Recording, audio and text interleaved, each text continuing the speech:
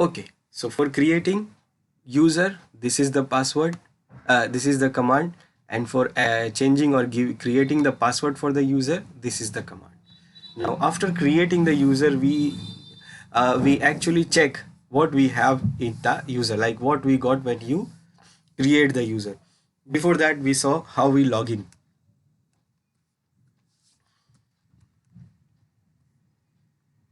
So when you create a user and you want to log in with that user, then you can do it by using graphical login. You have multiple options to use that user. Now first, suppose you want to log in as a graphical, then you can do what? You have to log out from here, whatever user you are logged in.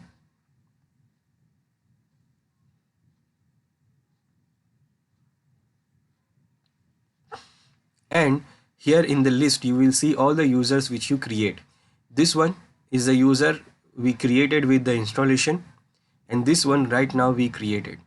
So you want to log in with this user or this user, whatever, you can select that and then provide the password and it will log in. And because it is logging first time,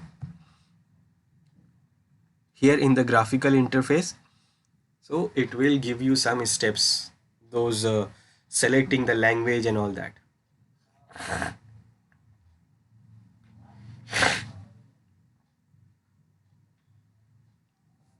These ones. So because this user is logging in first time, so it is asking for these keyboard layout and language options. It do that when you log in first time in Graphicals. So this is how we can log in as a graphically, and you can see here which user I logged in, a goat, the user which I created.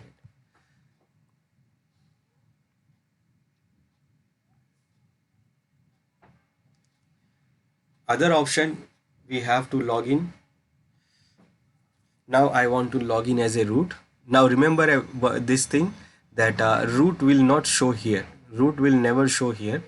If you want to log in as a root, then you have to select not listed, and then you will mention the root name and password.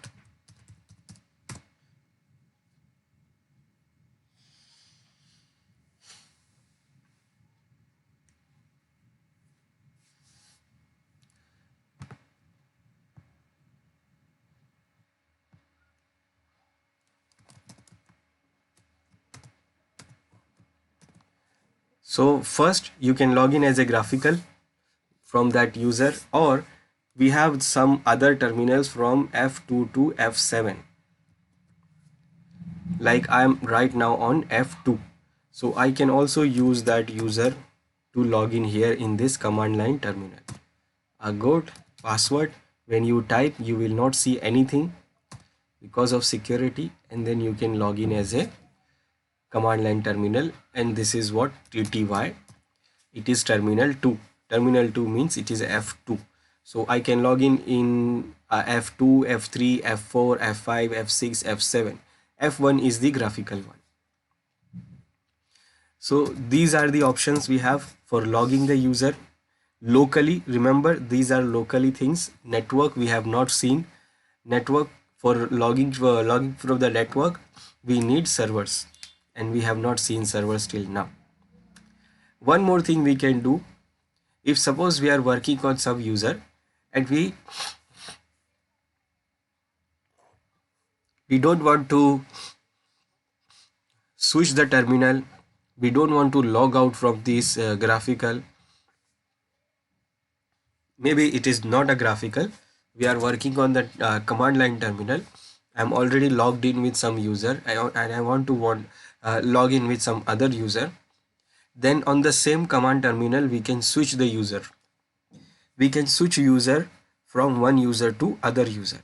We can switch the user account. So how we can do that? For that you have a command su.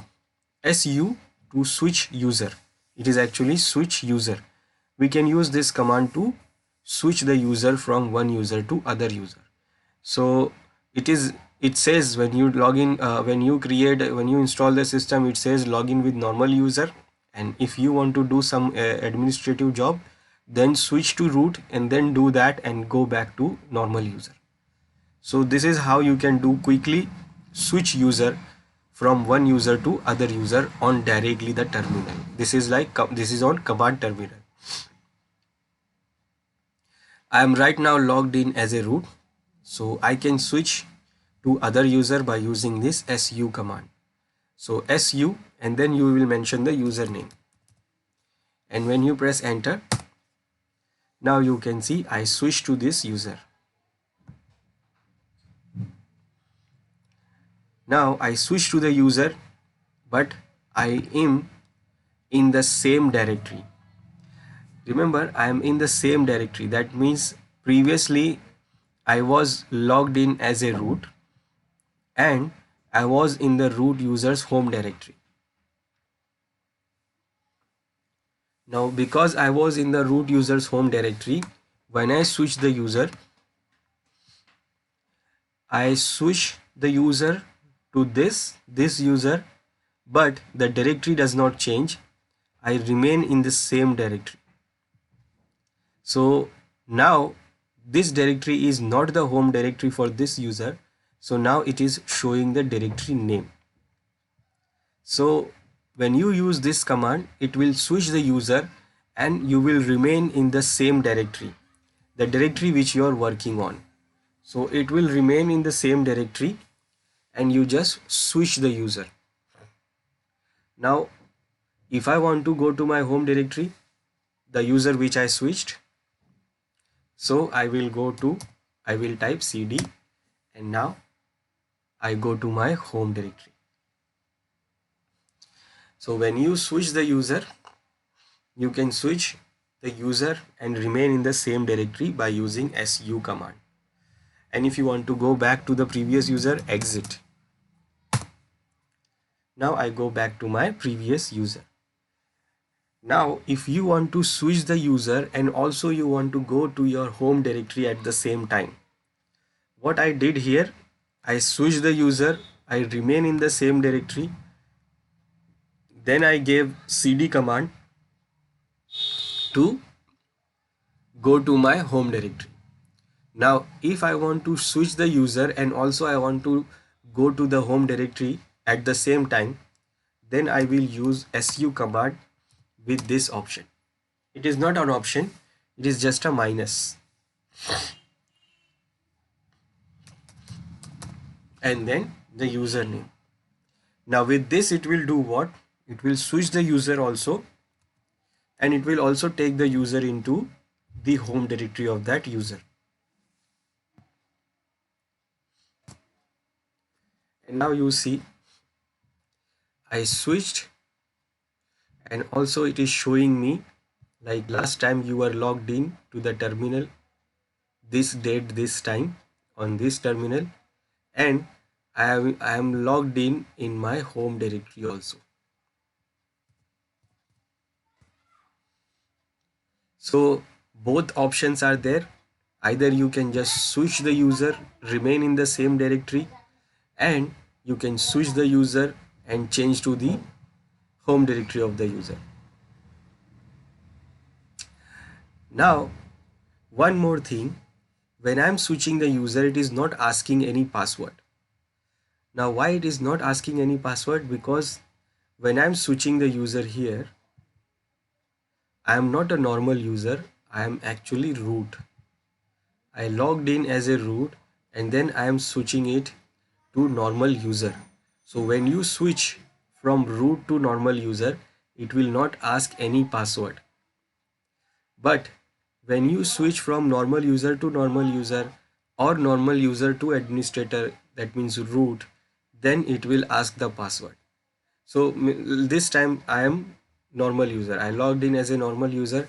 Now I want to switch to other normal user, that is a goat. And when I press enter, now it is asking me the password for this user, because right now I am normal user. You can also verify by this dollar symbol. This time I was root, but this time I am normal user. So I have to give a password. If I don't know the password, I cannot switch. So exit from this user, go back to the previous user, then exit to the root user, and if I press exit now, the terminal will close because I open the terminal as this root user. So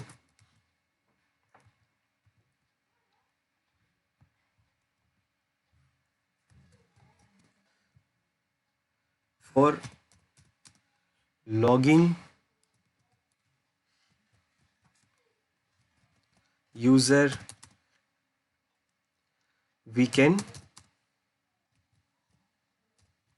log in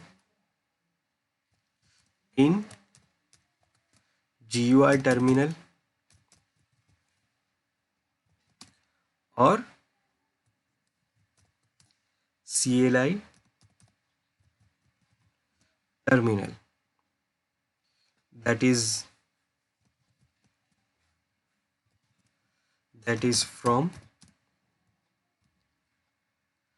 F2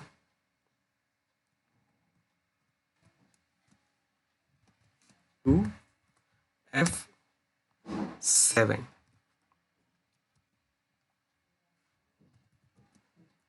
And also what?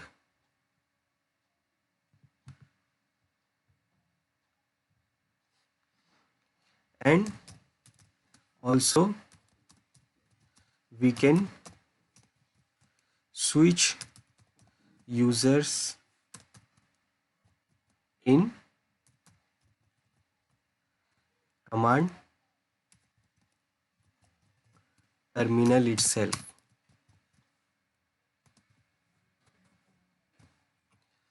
So for switching user,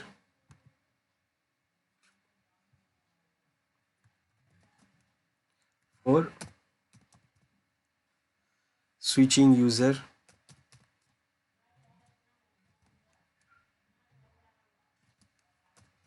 in terminal,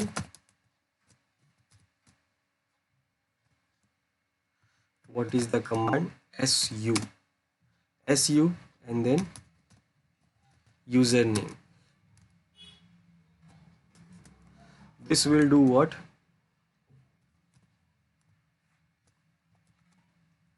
This will switch user and remain in, we can say, present working directory. So it will switch the user and also it will remain in the present working directory.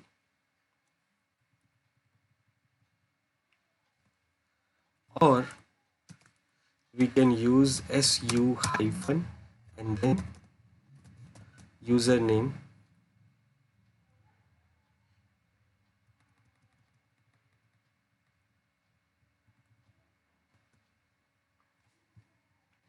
and this will do what?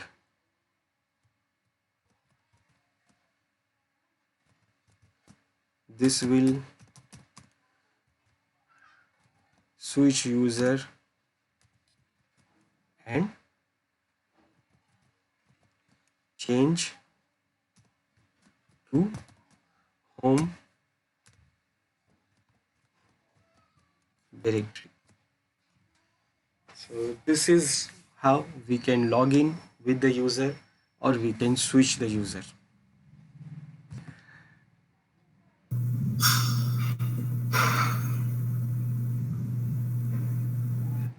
Mr. Taki, I'm requesting for the upper part a little bit. Sorry? I'm requesting for the upper part Okay. a little bit. Like this? Yes, Mr. Taki. Okay. I'm done, sir. Thank you. I'm done. Okay, so this is what we switch the user. Now, yesterday we were seeing like after creating the user, what we got. What we got, that means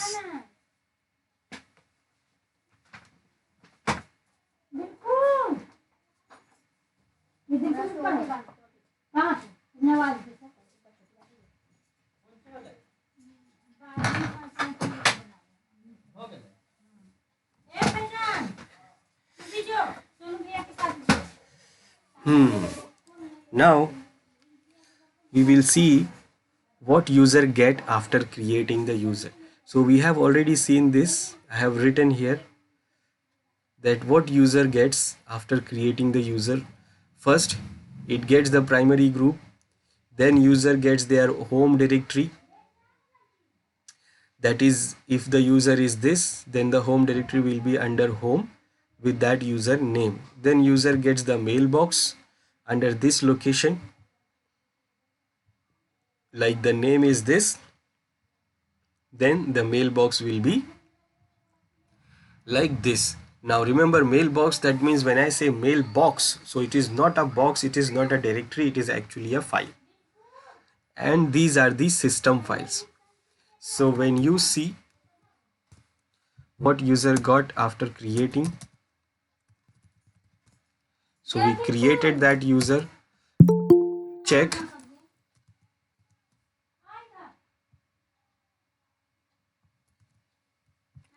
So if you check under the slash home directory, what you see is the home directory.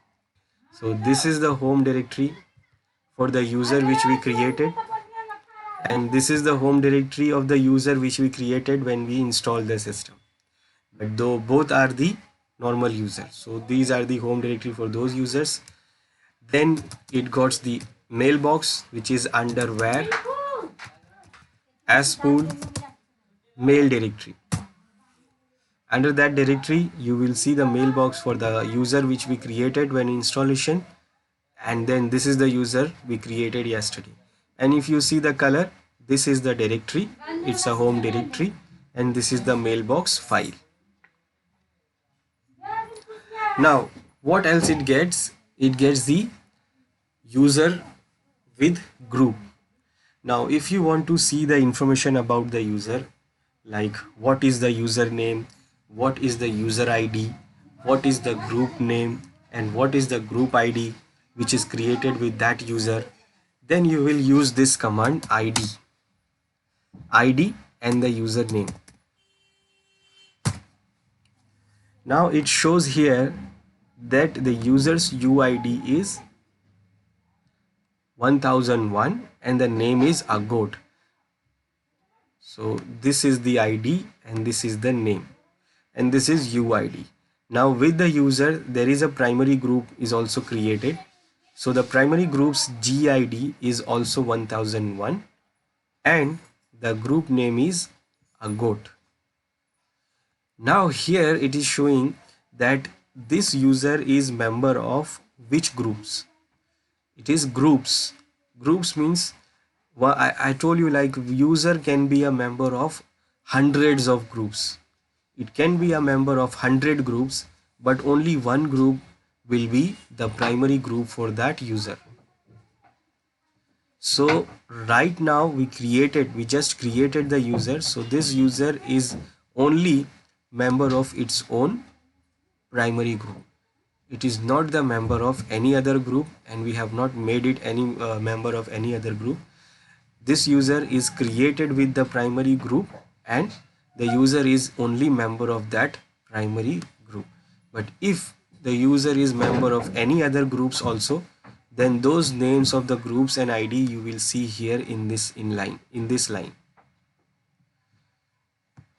So this command shows you the information about the user's UID, GID and groups membership.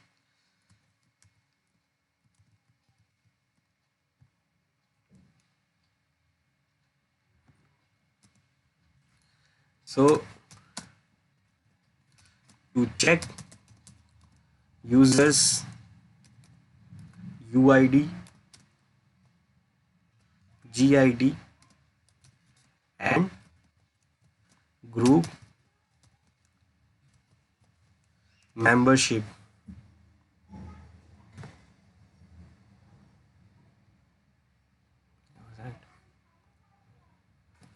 what command we run? We run id with username. So this command shows the UID, GID, and also the group membership that user belongs to, how many groups member the user is. So total, it will show the total membership of the group.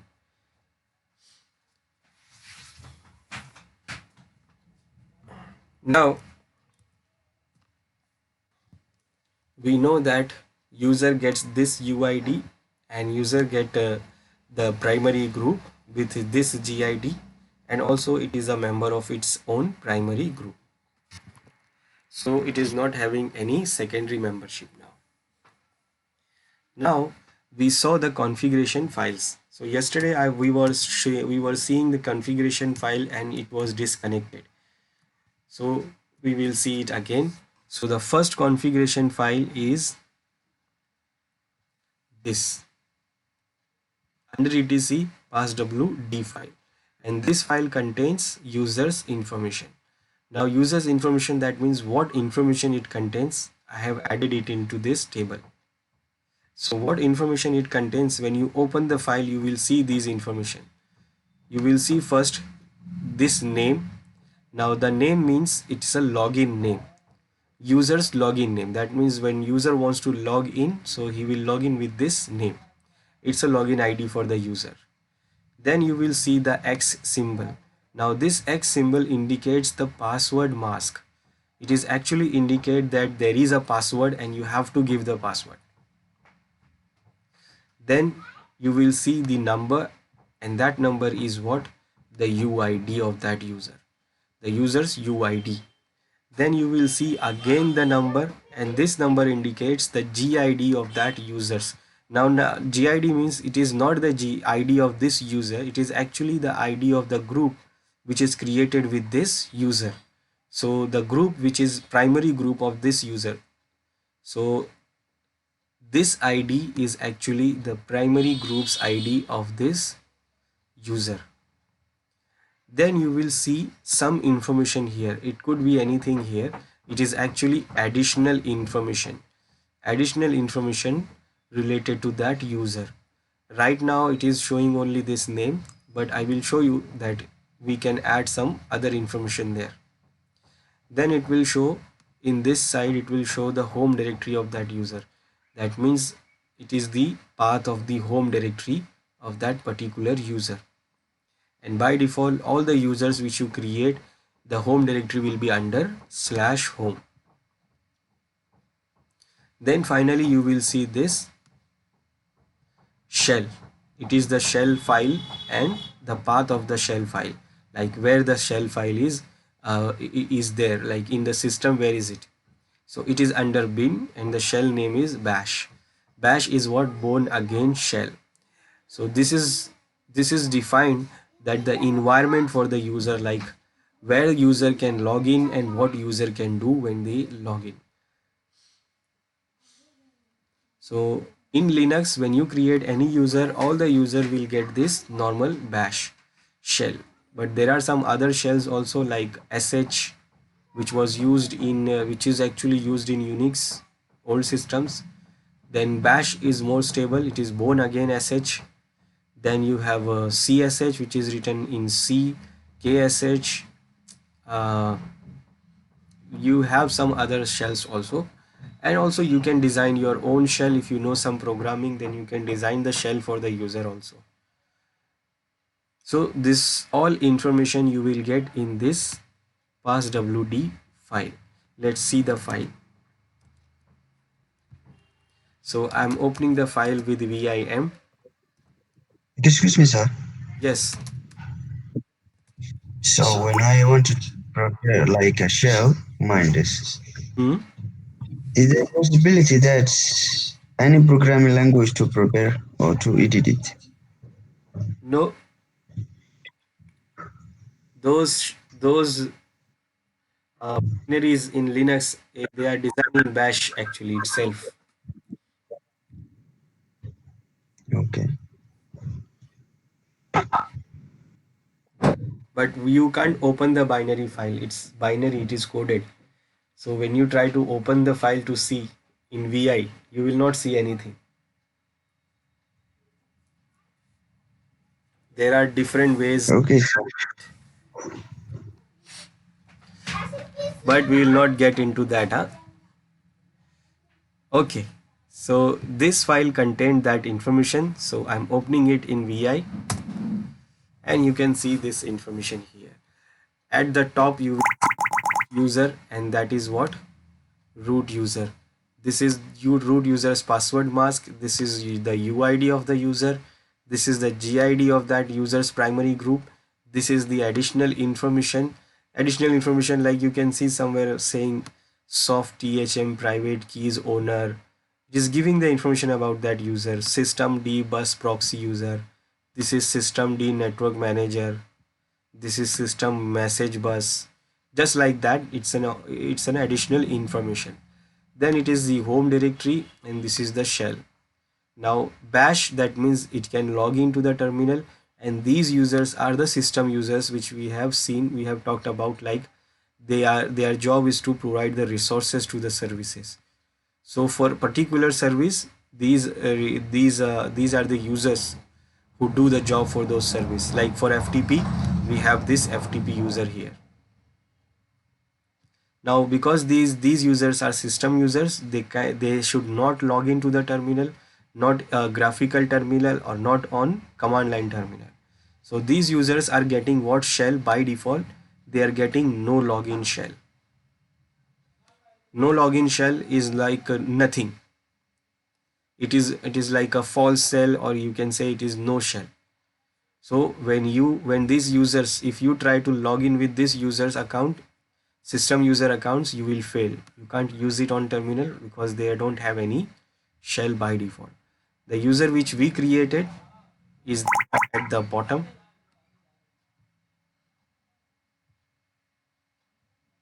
So at the bottom we can see this is the user which is created when we install the system, and it is getting the ID of 1000.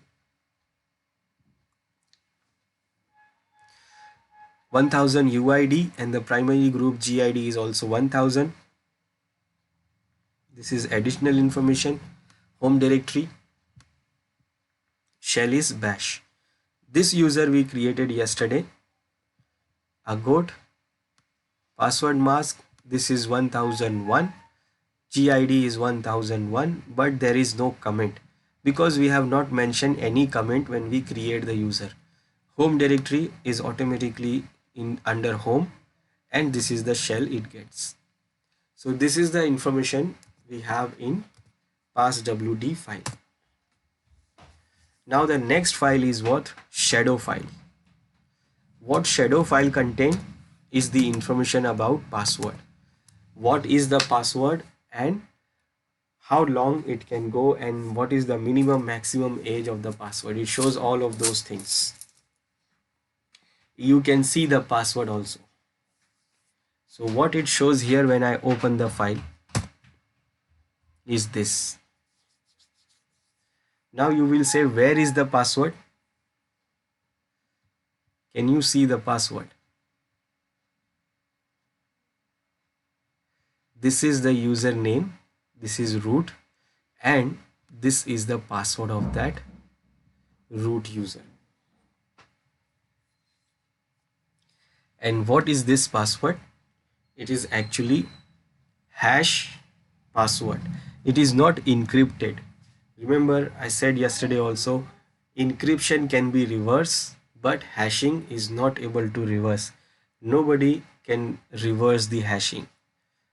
Encryption can be reversed. If you know the algorithm, you can use the same algorithm again to reverse the hash, but encryption you cannot reverse it. A hashing you cannot reverse. So it uses hashing algorithm SHA, which is the latest one, the highest one, and in that also it uses 256-bit hashing algorithm. That means it is more secure.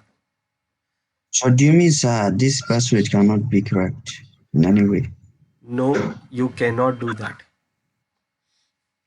Have you done? You have not done hacking, right?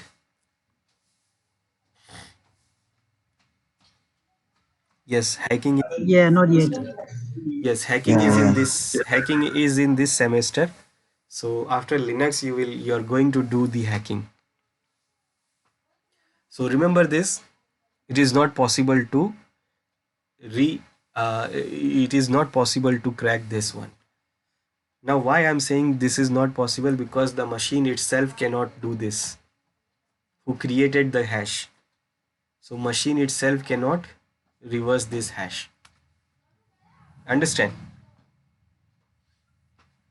So what it do actually, nobody can reverse it. So actually when you create the password, so what happens, see, I'm just writing it here. So when you create the password, suppose I create a user and I give password ABC. So machine do what? Machine do what? It will use the algorithm like SHA 256, and then what?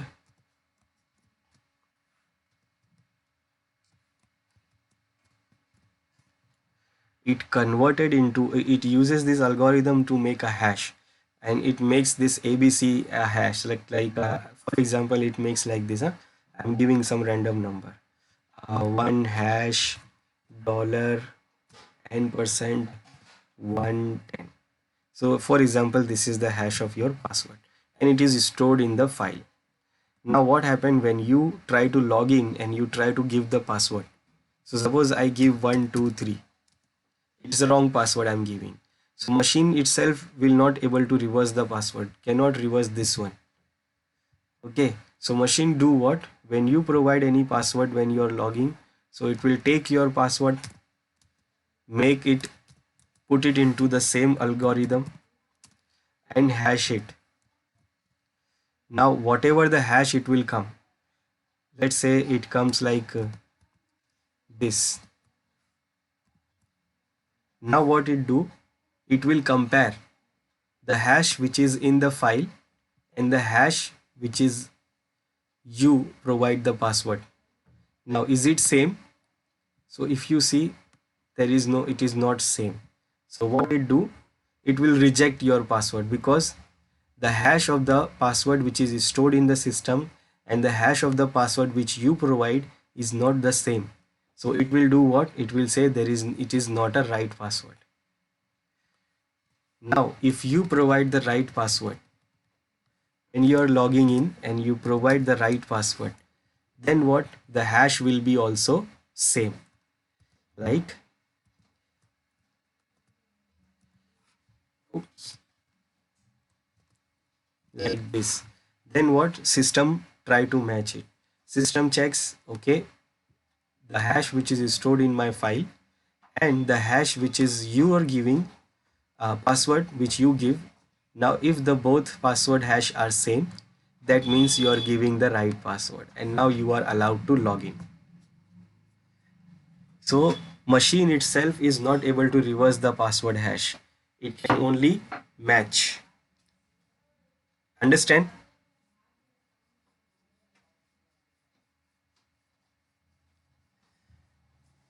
And, Yes, sir.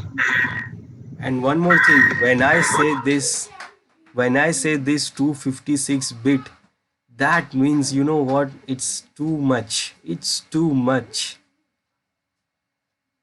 it is actually too much. You know what? Okay, it's too much, that means what? Now how, what is the hacking? If you want to crack this hash, remember, if you want to crack this hash, then what you have to do actually, you cannot reverse it. So you can do what?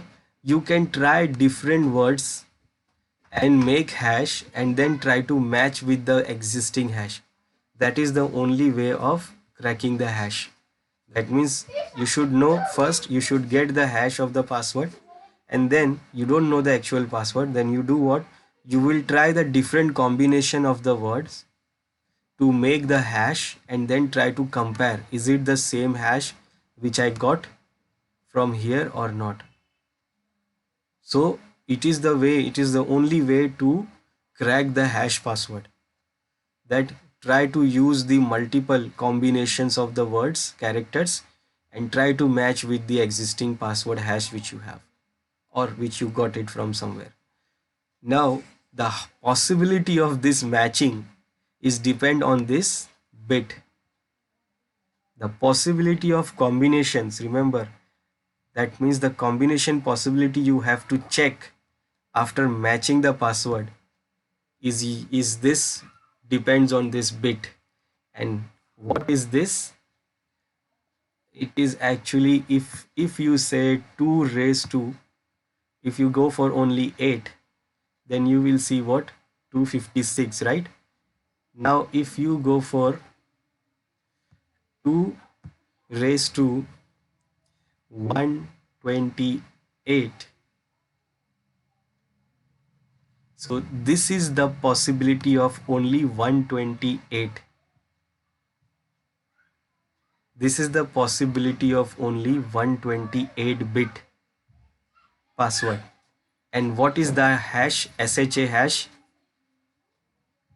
It is 256 bit hash. That means you have to raise 2 to 256. And this is the possibility of that password, matching password. So now you can assume how much time it will take to match this kind of possibilities.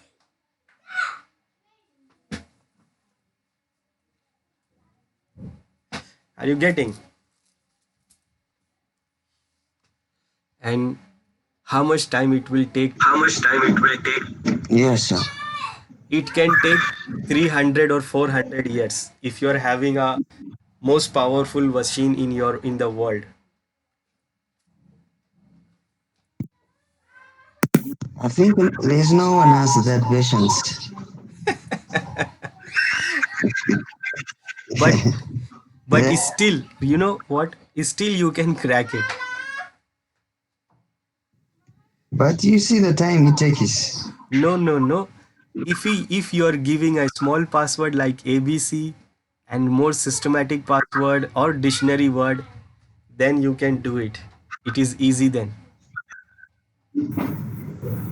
And Mm. that is why when we give password to Linux, what it says, don't give small password, give at least eight character. When I gave ABC at 123, still it was saying it is very simple and systematic. Remember?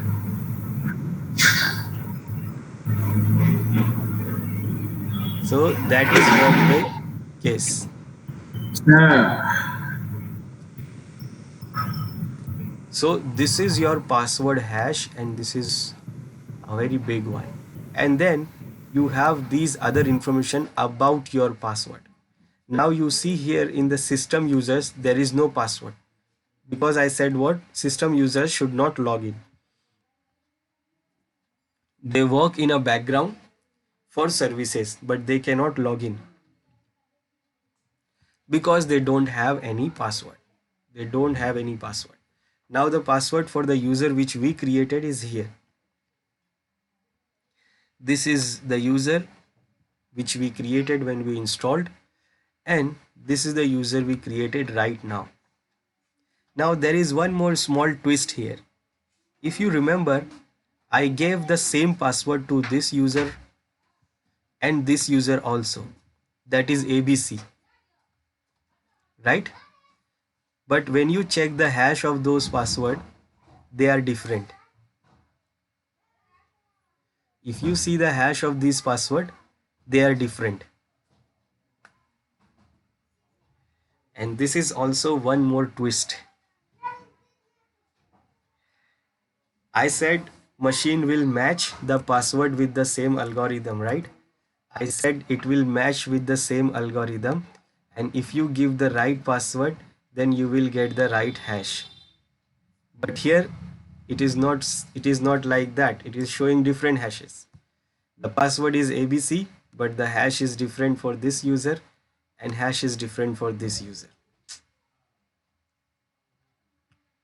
So that is also one more twist there. And that is actually, this Linux system is doing what? It is not only using this 256-bit SHA, it is also using one more technology for securing the password. It is called salting. Now, salting, because of that salting, same password you create. Like I will give ABC password for every user, but every user has different hash because of that salting. Now you will learn those salting things in hacking. Okay, I will not get into that.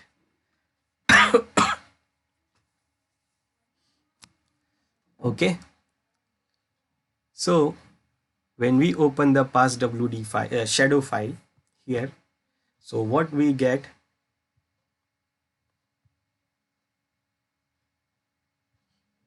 when we open the shadow file, what we get, the first we saw is the username, then we saw the password hash. This is the login name, then we saw the password hash, the hash for the password, and I have not added the whole one here, I just added as a sample. Then what you see here is the last password change after 1969. Now why after 1969? Because after 1969, the end of the 1969, the first operating system was invented, and that was Unix. So it is actually calculating the days actually, since our last change, the last password change after 1969. It is calculating the days after 1969, and it is 18,577. If you want, then you can calculate the days. So it shows this days here. It is actually date, but it is not showing the date, it shows the days. It calculate from 1969 that how many days after that 1969 your password has changed. Now change means what? If you create the password or you change the password. So it shows that one here. And if you see in the file here, so this is the user which is we created when we install the system, and the password hash you see 18577, the days. And here the user which we created yesterday, and here you see the days is what? 18598. So actually after installation, how many days has passed? After 77 till 98, it is actually 18 days has passed, right? Okay, no, more than 18, 10 days, 9 days, right? No, how many days is there?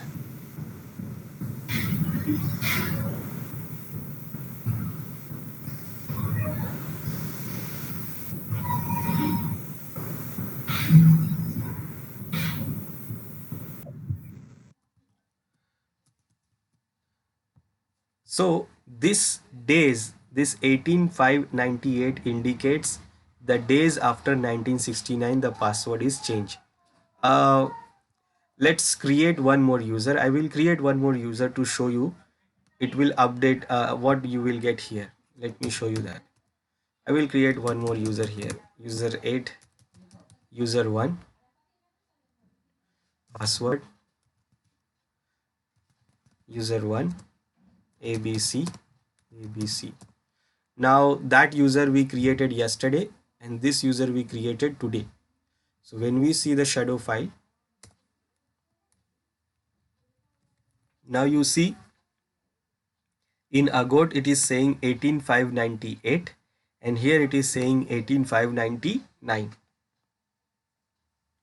That means the user was created after 1969, 18,598 days after the password is created for this user. And because we added one more day here, today it is what? 18,599 days. So this is what it indicates. Then this next value indicates 0. It is always 0. It indicates the minimum password age.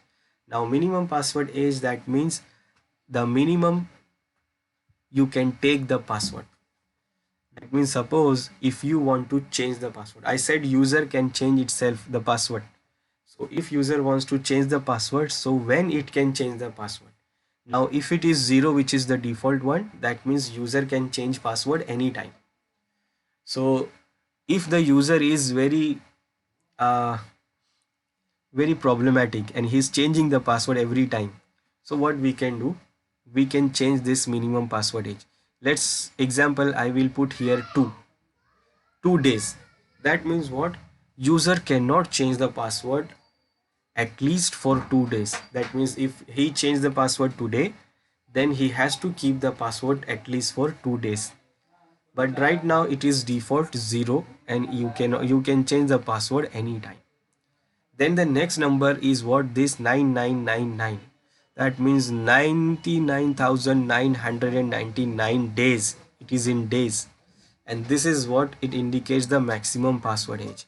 That means if user does not change the password and it remains the password, it keeps the password, then it can keep the password till 99,999 days, and after that it can change the password.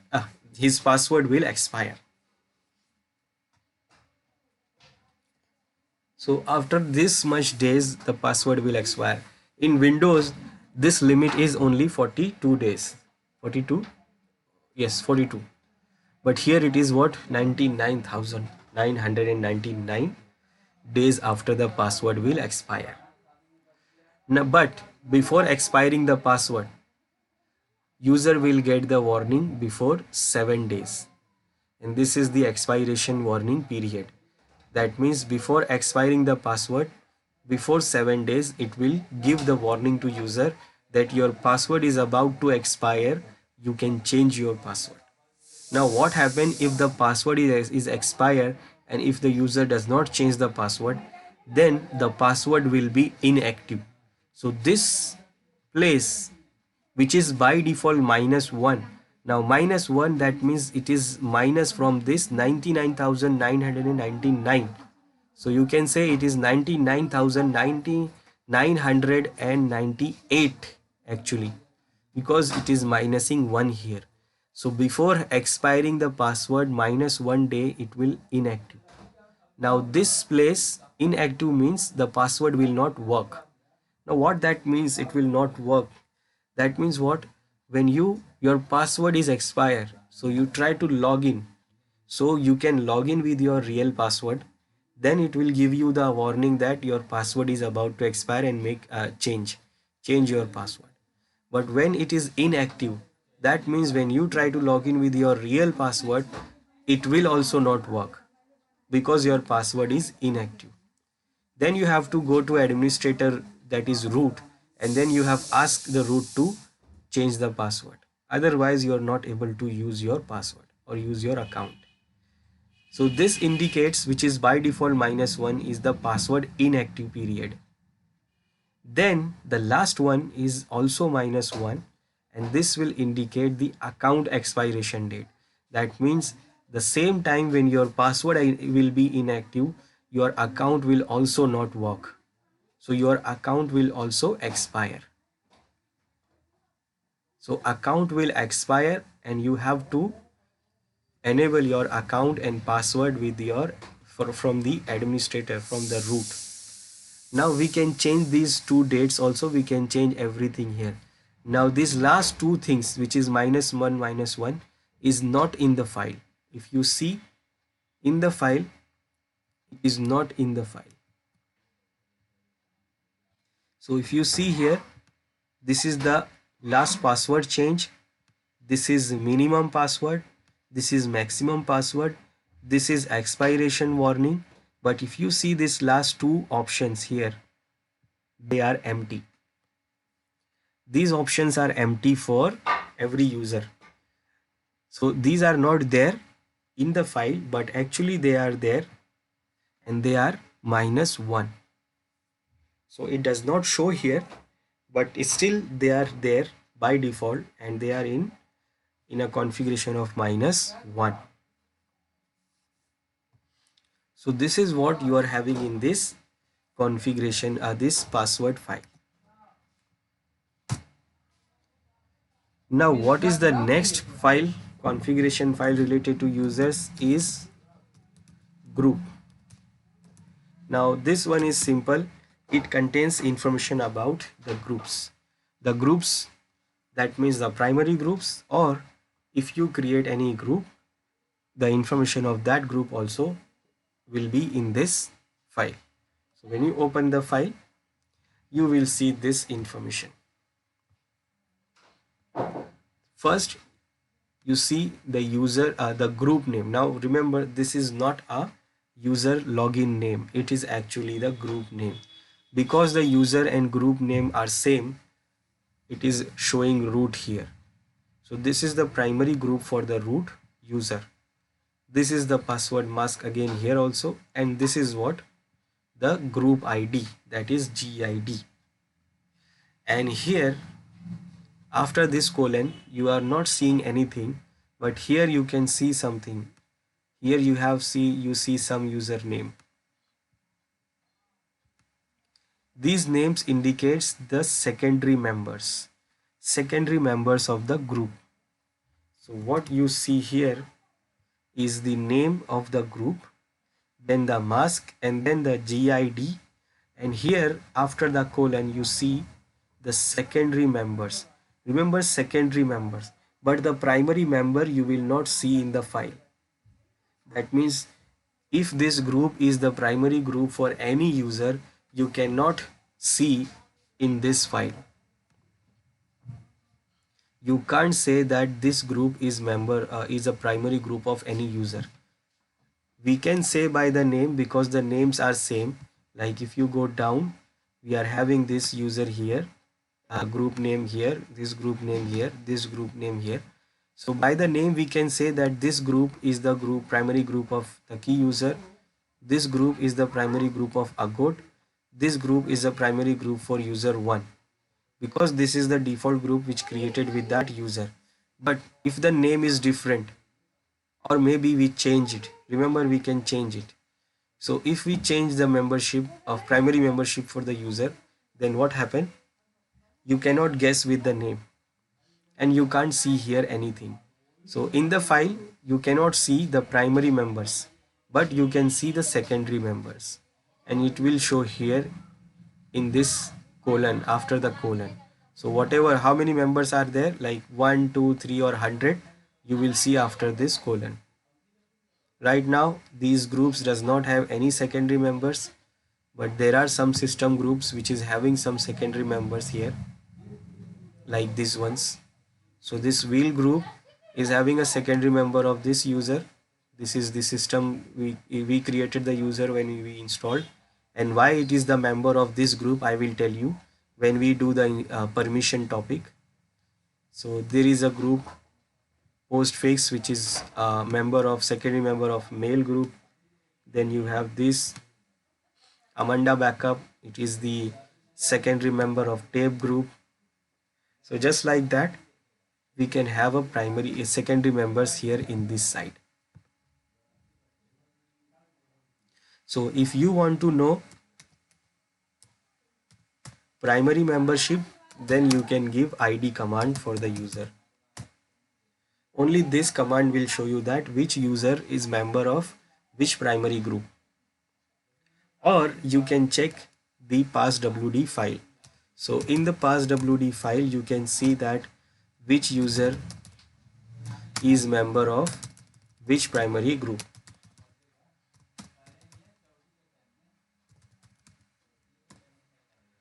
So you can match the ID. This is the UID and this is the GID. So you can match the GID with the group file, or with the ID command you can see, or you can match it in the group file to see the ID. Okay, this is the ID and this is the same ID it is. That means this group is the primary group of this user. Now you see what I am doing here. I am using grab command, right? So that is why we have seen all these basic and advanced commands. So now we are going to use it all through our lectures. Now you will not ask me like how and what is this, huh? Because we have seen it already.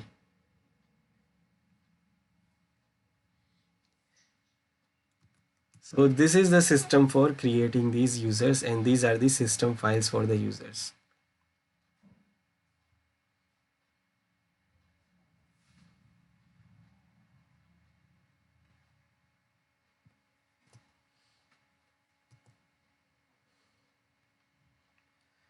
Now we know the default way to create the user and all the user related information.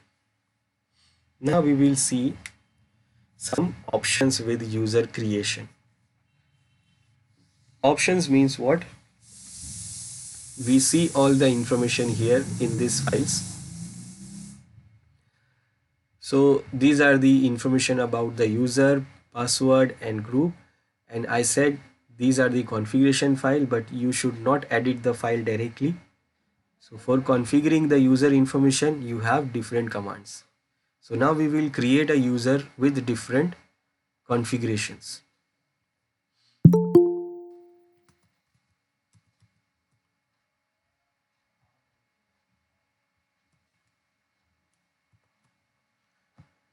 Okay, so first we created the user, we created these users. We created this user Agod, we created user 1, but they don't have any additional information, or we can say comment. They don't have any. Now I want to create a user with additional information, or we can say comment. So I can do with the command user add -c option. Then I can add the comment whatever I want. Maybe this is user for database. Then I will mention the username user2. Now the user is created.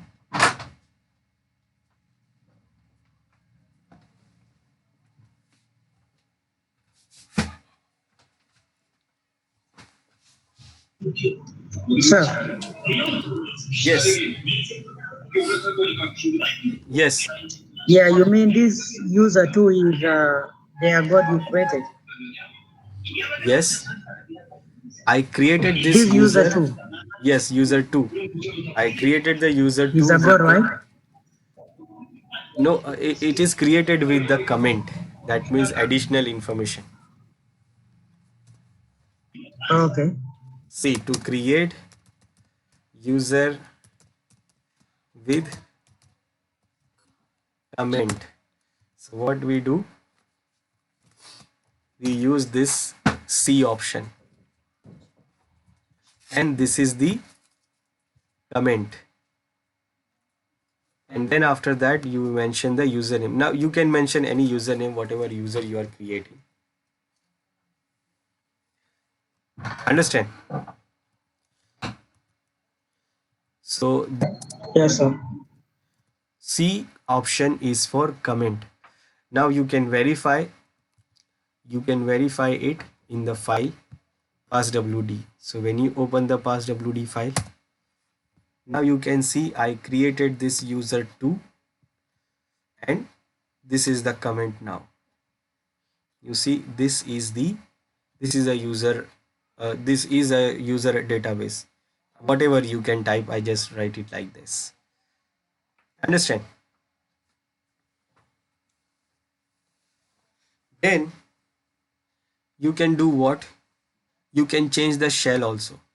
Like by default every user get this shell bash. Now suppose you want to give the user which you are creating, you want to give a separate shell for that user. So what you can do, you have different shells like sh, you have csh. Csh is it is same as bash. You have ksh.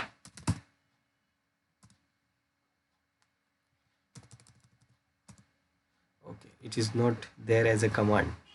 So you have different shells.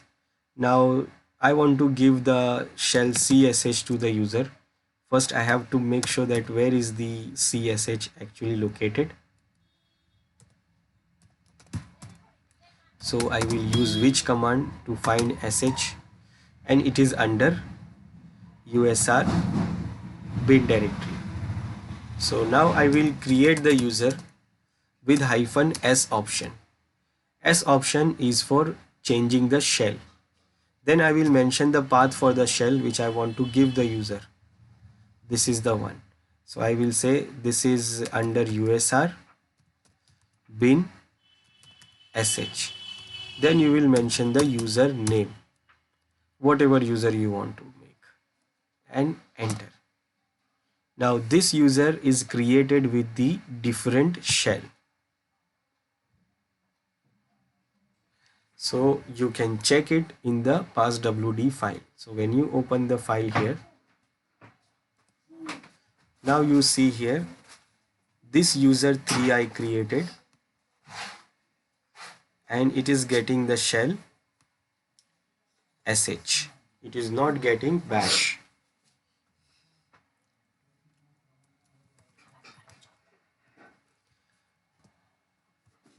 So to create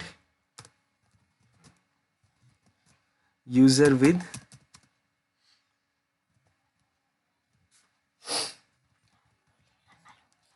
different shell, what option we use?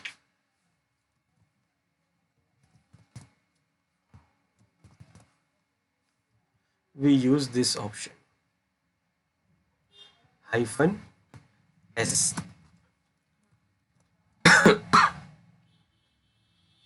Now here I will say username, because username can be any.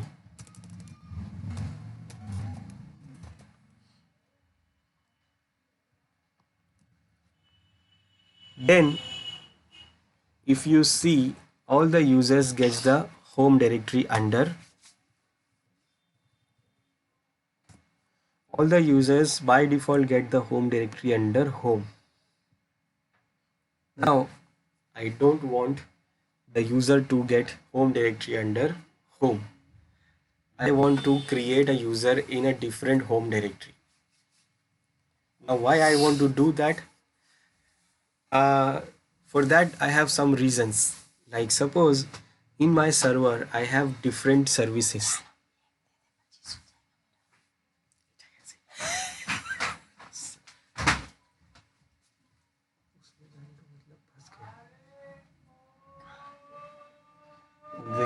इधर से निकलेगा उधर से निकलेगा नहीं. अच्छा इसके लिए तो यहाँ लागू कर दो.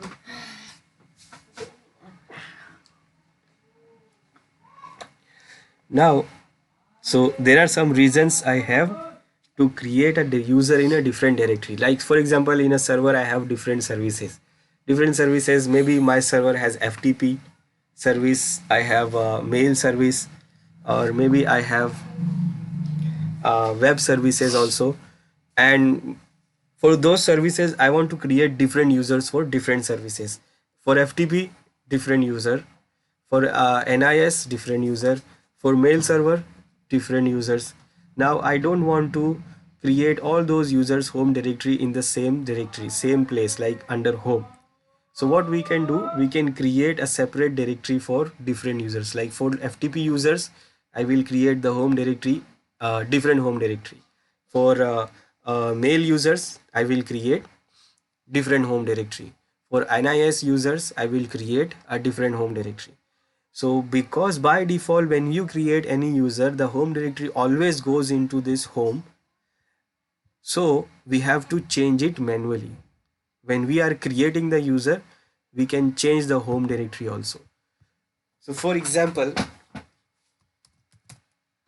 I want to create a user for FTP service. So I have a directory here. Now I am creating one directory for that. I will say like FTP users. Now in this directory, I will create all the FTP users home directory. Now how I will do that? I will create the user by user add option. Then I will mention -d, and then I will mention the directory for the user, FTP users. Now remember, in that I will mention the user name. Remember, this is what the directory where the user's directory, home directory will be created, and this is the name for that home directory. This is not a username, it is the name for that directory for the user. Because the name of the directory is also same as the user, so the username is also same.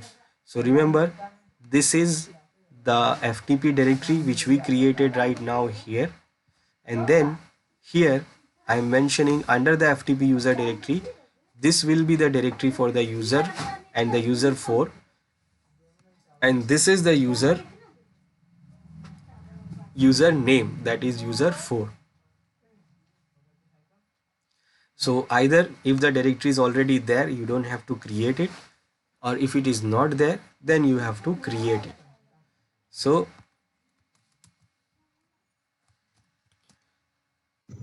Excuse me, sir. What do you mean D? Hyphen D. -d is for directory. So to create user in different home directory.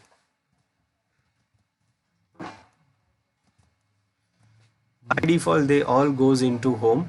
I want to create them in a different home directory. I want to give the different home directory. So what I will do, let's say first I will create the home directory.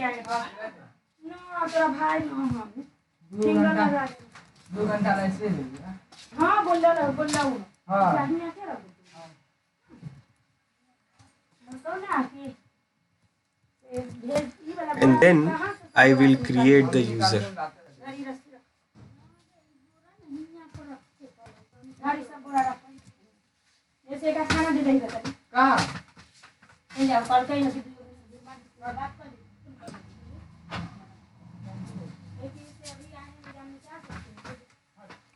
Now D is for directory, and the FTP directory I created already, and then in that FTP directory, this is the user's home directory and the username is this.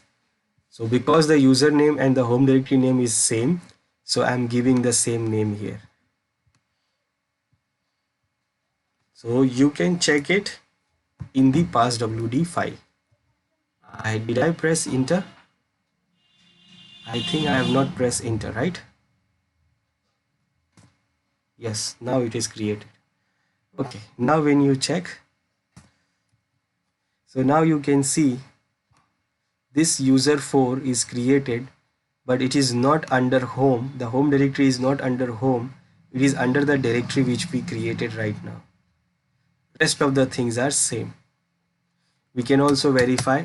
If I list home directory, you see there is no user 4. Why? Because the user 4's home directory goes into FTP users directory. So why I did this? Because maybe in our server we are having different services, and for different services I want to create different users, and for them I want to put them in a different home directories. So we can also do this by using this D option. So this is for creating the user with the different home directory. Then after home directory,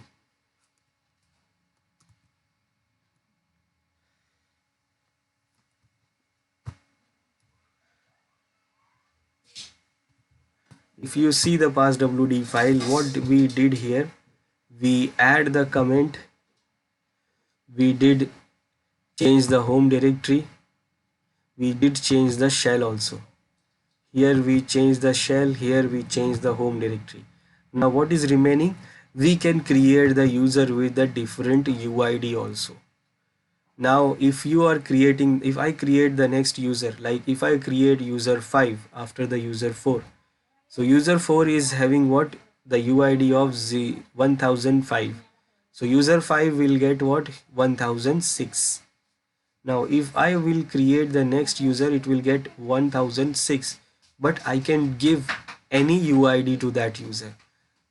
Remember, we are having a range from 1000 to 60,000, and I said it is not just a range, you can go more than 60,000. So you can test the range by using the command which we are not going to see. So if you want to create a user with a unique ID or different ID, then you can do that by using this option. User add -u. -u is for UID, and then you can mention any ID you want.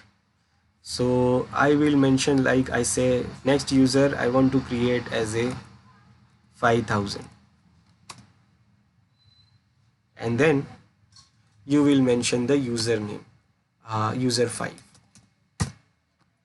So this user will create with this 5000 UID,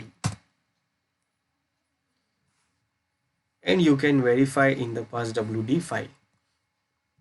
Now you can see user 5 is created, but the UID is what, 5000, and you can see after 1005 it directly giving what, 5000, and the GID is also 5000 because the primary group is also created with the user, and that group is getting what, the same 5000 ID because it is free, it is available.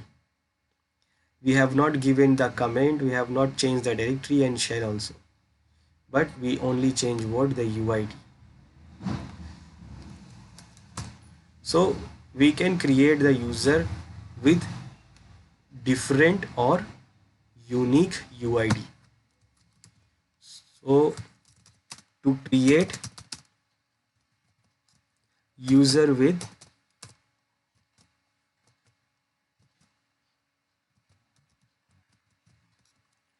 different UID, or we can say different or unique UID, and we can do it by using this option U.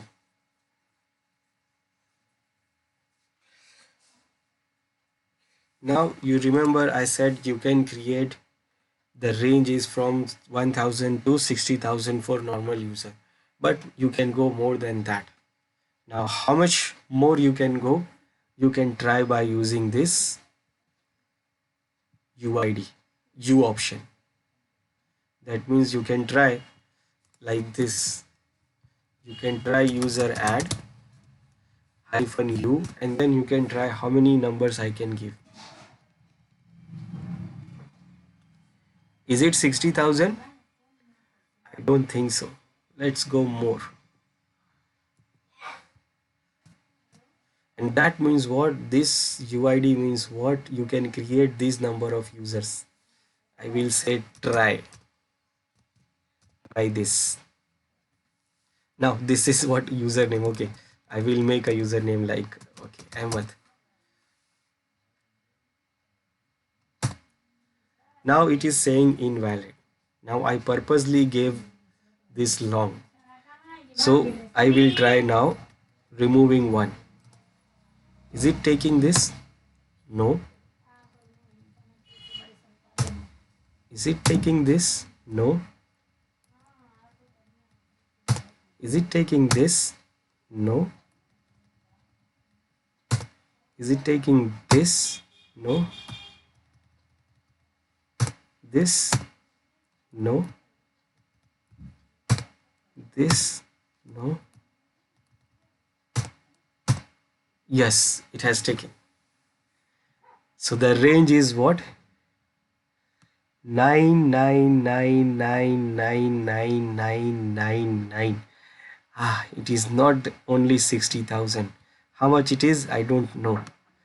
It is like 100, 10, 100,000, 10,000.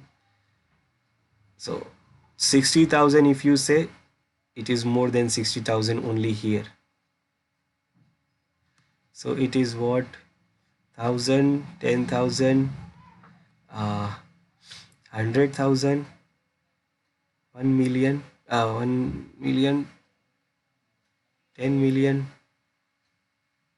billion, maybe. So this is actually the range of UIDs you have that you can create till here. But the logical range is 60,000, this it will not give automatically. Automatically it will give till 60,000. Okay, so this is what we do. Create the user with UID.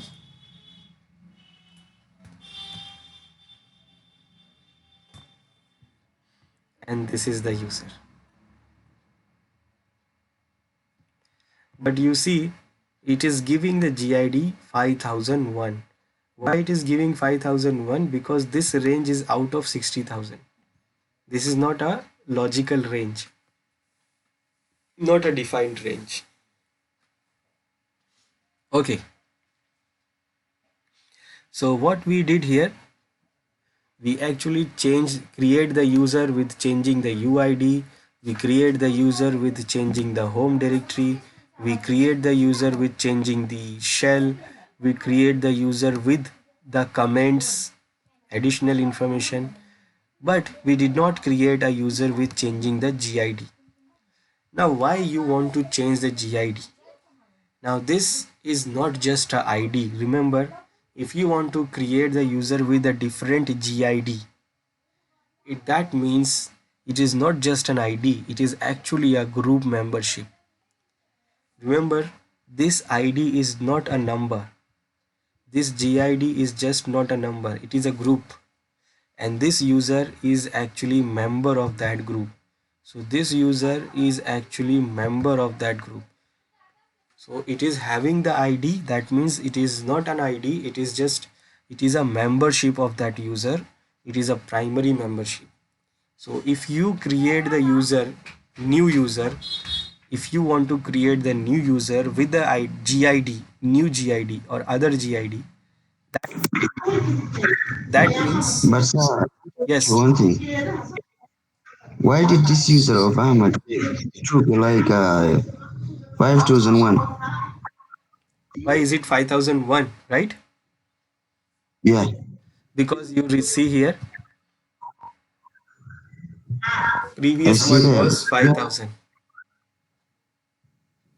But the other one is different in the front one. Yes, it goes in sequence actually. So when you create a new user with a different ID, so it will start from there. Okay.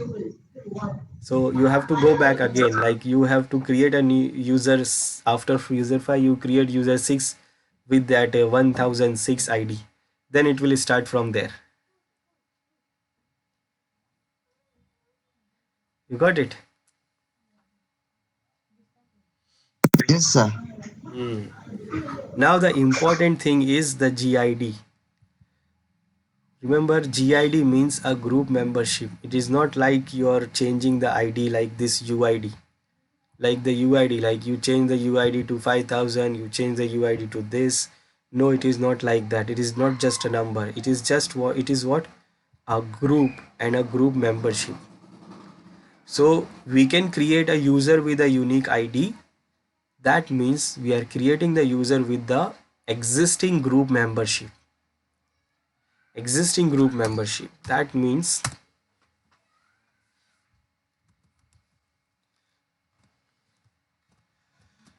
to create user with a unique, now I'm not saying different, or I'm saying unique, GID means creating user with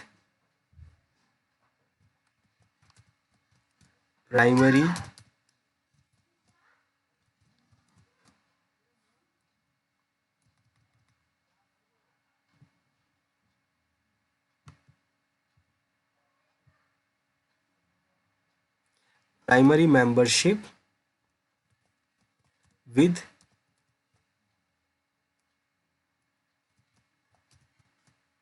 existing group. That means the group is already there and I'm creating the user with the primary membership of that group. Remember, I said that one group can be a primary member of a primary group of 100 of users. That means suppose I want to create 50 users, but I don't want to create primary group for every users. I want one group to be a primary group for all the 50 users. Then what I will do, I will create those 50 users.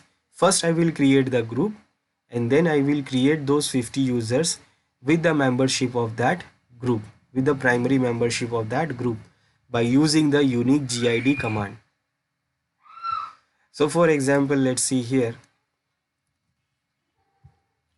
we are already having some groups. So let's say, for example, I will use which one?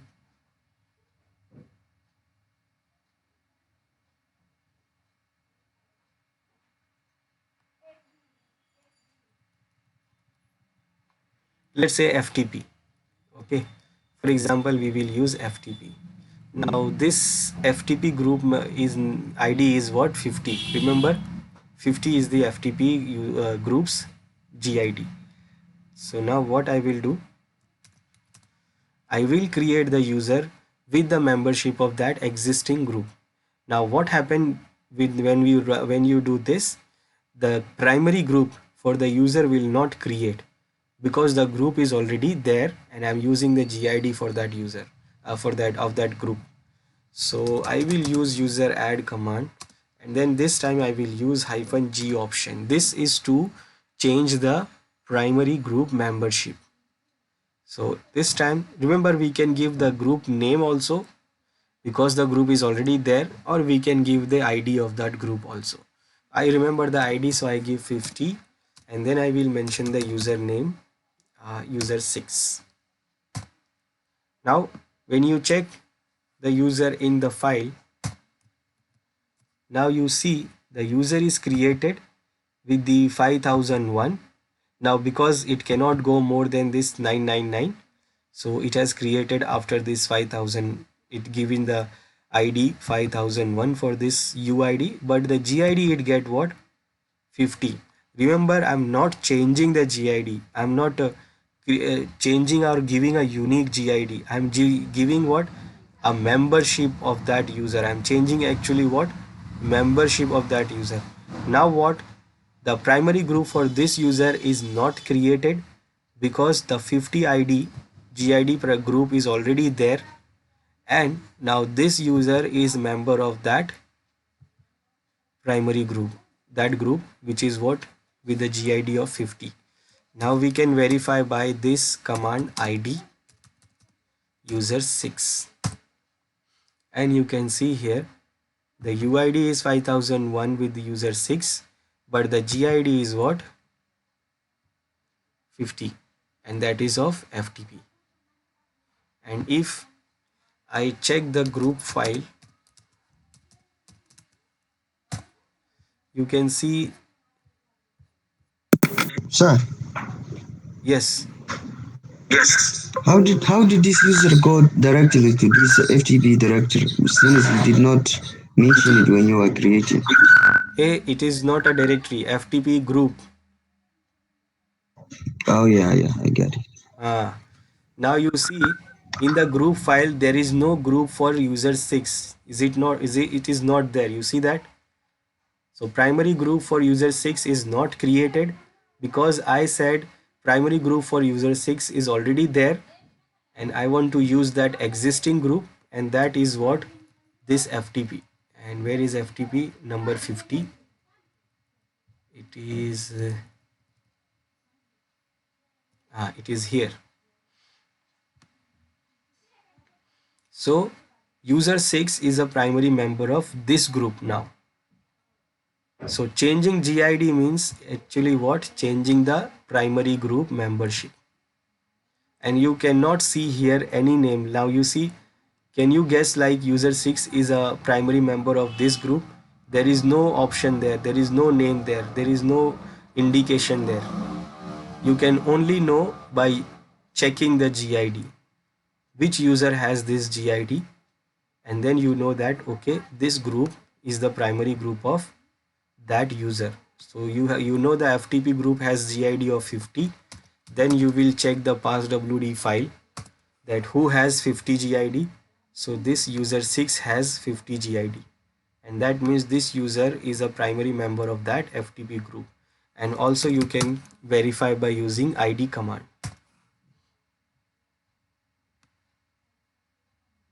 So for doing the primary membership, or we can say for changing the primary membership, we can use this command with -g.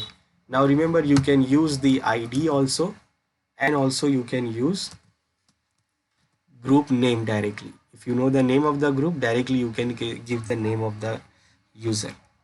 So with the primary membership with existing group, so we can say it is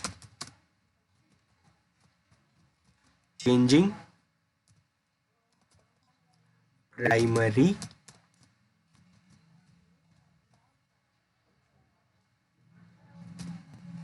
membership. That means it is actually what? Changing the primary membership. So what we did here, we did actually everything. We change everything from here related to the user. We created the user with a unique ID, UID. We created the user with the unique GID, that means group membership. Then we created the user with the unique comment. Then we created the user with the unique home directory. Then we created the user with the unique shell also. What is remaining now? This one. But this is what? This is the login name. The login name, you will not change the login name. You will create the login name. So that means what? Creating the login name, that means when you create the user, actually you are creating this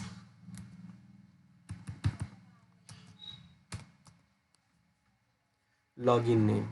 So actually from passwd file, all the information which is we have in the passwd file, we have created the user with the different information. But there is only one thing, we did it for new user. We did it everything for new user. That means all the options which we have used, all the options are for new user. What if the user is already existed?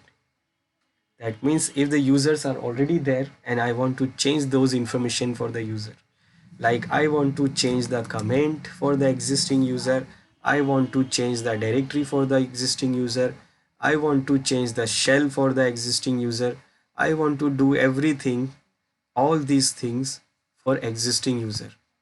Now these are what, okay, I will take this in a new page. This is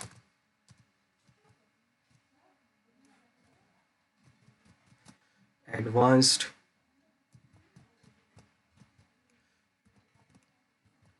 configurations for users. So these are the advanced configurations for users.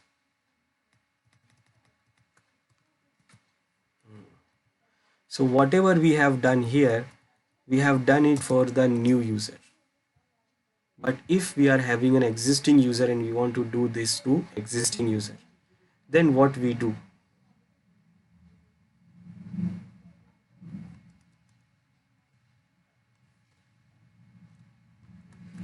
So all these above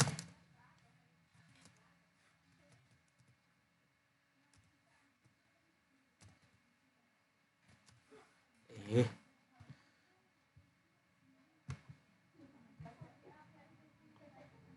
okay, B, above configuration is for new users. Now if you want to do same for existing user,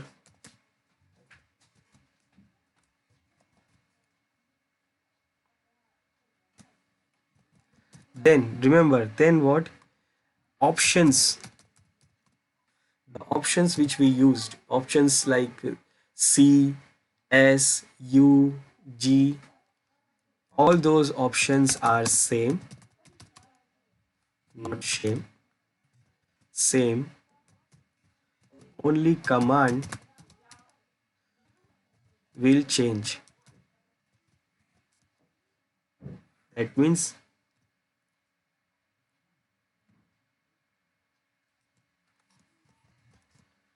that means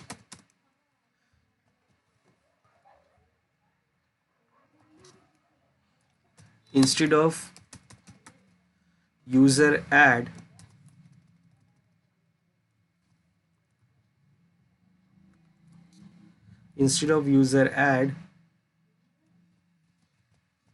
we will use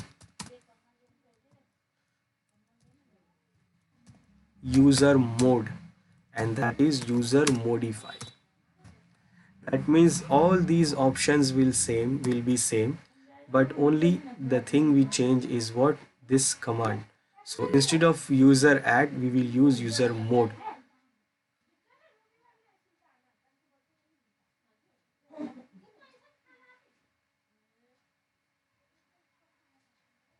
Okay, I will type again. So again, to modify, now user creation, now this time user modify, and for that you will use user mode. For user modify, to modify what, user comment, the options are same, the command will be user mode, the option is again same, and then whatever you want to modify, we created this, we use this. User is a database, it was not right, so I will type it like this. This user is database admin. Now it is right. Which user is this? Okay, I gave user name here. Okay, let me correct this. No, it will say user 4, so you can understand.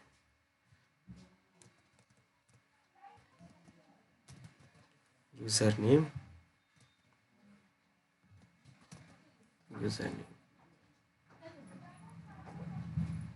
so now this time you will mention the username which is already existing.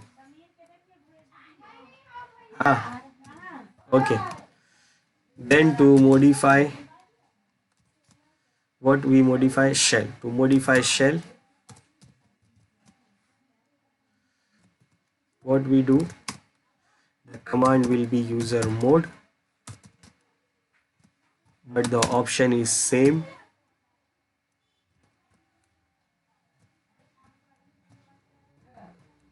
and then we will mention the shell.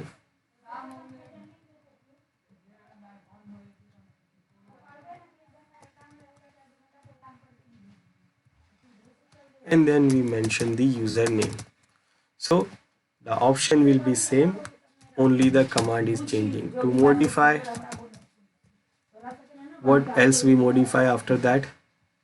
We modify the directory. Now here is the twist. Modify the home directory. Now here is the problem. Let me show you this first. Okay, what is the time? Okay, it is already time. So this is quickly, I will show you this thing. So in passwd file, you can see I did comment for the user 2, then for user 3 I changed the shell, and home directory is for user 4 I did. So for changing the user comment, user mode -c, then you mention the comment, this is, or this user is database admin, and which user, it is user 2, and we can check in the passwd file, it is now modified. Then user 3 has the different shell and I want to change it to bash again. So what I will do, the command will be user mode, but the option S is same.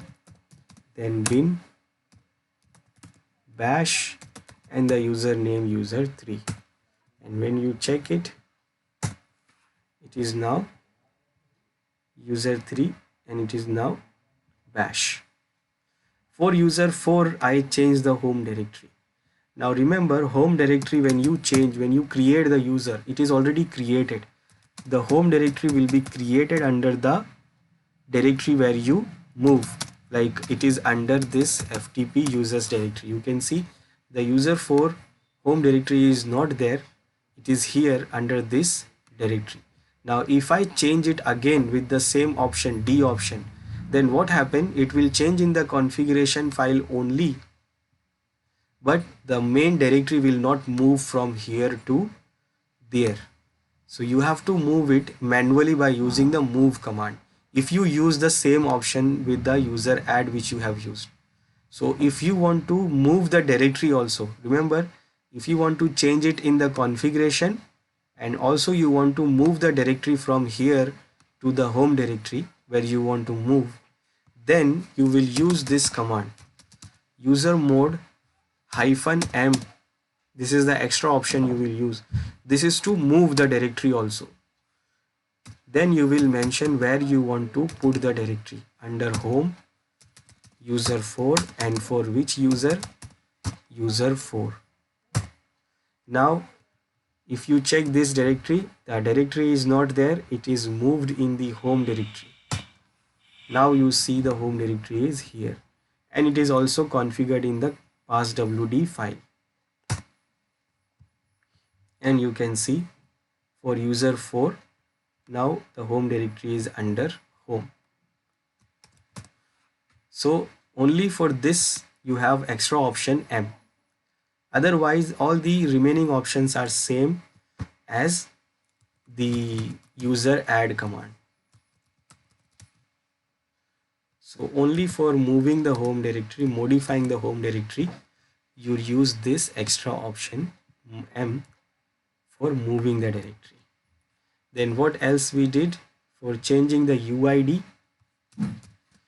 To modify UID, the command is user mode and the option will be same U, and whatever the ID you want, like we did it for which user, we did it for here, we did it for user 5, we did it 5000, so we can change it, and we can change it like user mode -u, and I say 5006 for user 5, and now you can see it is now this. But remember, the GID is not changed because the GID is already a group, so you can't change that one. It is already created and it is the ID of that group. Changing the ID means you are changing the group membership, and you can still do that, like we have done it for this user. We can also change it, like I will make this group, okay, Agot users primary group is 1001, so I will make this user 6 primary group also 1001. I can do that by using the same command, user mode -g 1001 for user 6. Now when you check ID command for user 6, now you see user 6 is what, 5001, but the GID is now 1001. Previously it was 50 and now it is the Agot. So Agot's primary group is also a primary group for this user 6. So we can do this for user changing the ID, and also we can change the GID. But remember, changing the GID, modifying the GID means what? modifying the group membership, but the command is same. The command is changed, the option is same. What I did this for user 6. So this is how you can do all those things which you have done for the new user. This is what you do for existing users.